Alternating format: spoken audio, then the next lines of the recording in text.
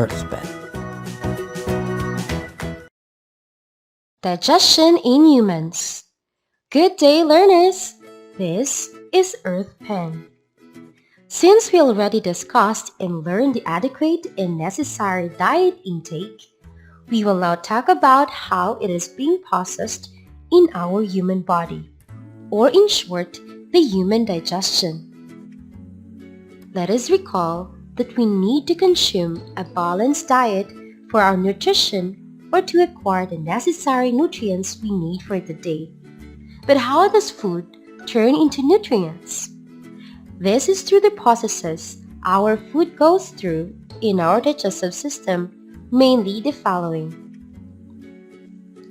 First process that takes place is in the feeding or ingestion, wherein we primarily take in the food in our mouths. Second process is the mechanical breakdown of food molecules is broken into soluble and diffusible molecular size that can now be absorbed into the body cells. Third process occurs after the molecules are being absorbed in the body cells. It will then be converted into new protoplasm that is used by the body to provide us energy. The last, but not the least, is the elimination of digestive material out of the human body. Now let us elaborate and understand each process. The moment we put the food in our mouth, it will undergo physical digestion or the size reduction of food molecules by the chewing mechanisms of our mouths. The chewing mechanism in our mouths also includes the initial chemical digestion, which is carried out by our saliva. It happens when our tongue's taste buds are stimulated. It produces saliva that will coat the chewed food molecules.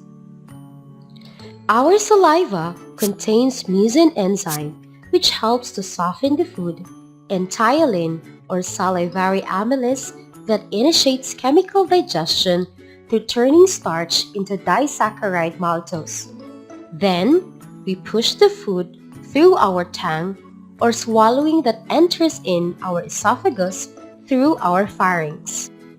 When the food travels from our mouth to our stomach, the esophagus causes a rhythmic and wave-like contractions called peristalsis.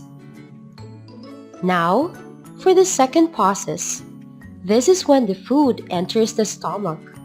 Stomach is the J-shaped organ that is located below the diaphragm and slightly behind our liver. And as it receives the bolus or the swallowed pile of food, physical digestion still continues as the stomach contractions causes a churning action that mixes the food molecules more and break the food molecules down into smaller particles. Plus, the stomach walls also release strong gastric juice that helps in the chemical digestion. Then, the food in our stomach is now partially digested. It remains in our stomach organ for approximately 2 to 6 hours or even longer depending on how much time the food takes to be broken down. Then, the partially digested food will become more liquefied, which is called chyme. Now, our stomach is connected to our small intestine through the muscular valve called the pyloric sphincter. This valve also contracts and relaxes. And as this valve relaxes, it will now allow the flow of the partially digested food into the small intestine. Did you know that the human intestine is as long as 6 meters or 20 feet? Yes, it is approximately that long as our small intestine consists of 3 parts.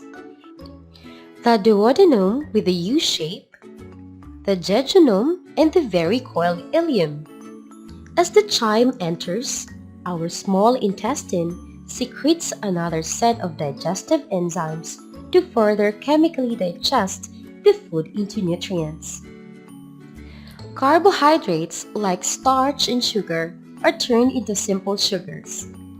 Proteins are broken into simple amino acids, and fats are broken down into fatty acids and glycerol. It usually takes around 3 to 5 hours for the food to go through the small intestine.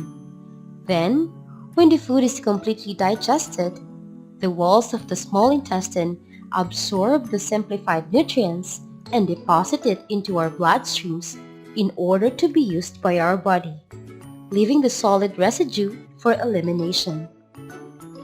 The solid residue is basically free of nutrients after it is through the small intestine. It passes through the cecum, or a small sac that welcomes it into our large intestine. But if the solid residue is already nutrient-free, why does it need to go through the large intestine? It is for further absorption. Wondering what is there to be absorbed further? Let us find out. Our large intestines are much shorter than our small intestine, as it is only approximately 1.5 meter in length, but it is definitely broader, which is why it is called large.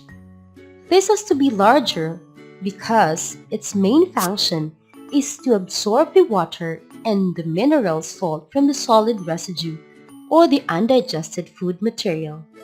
It usually takes 8 to 24 hours to completely go through the large intestine. Then, it will proceed to the rectum, and it is now definitely called a solid waste or feces.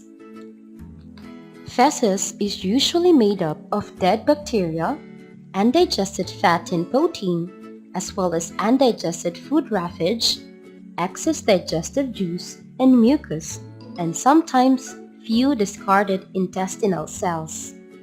Feces are temporarily stored in our rectum until it contracts, and the solid waste is eliminated in our body through the opening called the anus.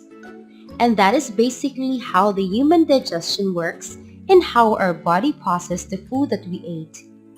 From the lengthy digestive process that takes hours to convert food into the energy supply that our body can use, we can say that it is very vital for us to consume food with the right amount of necessary nutrients needed for our body. And that is all for now. I hope you learned something from us today. Once again, this is EarthPen.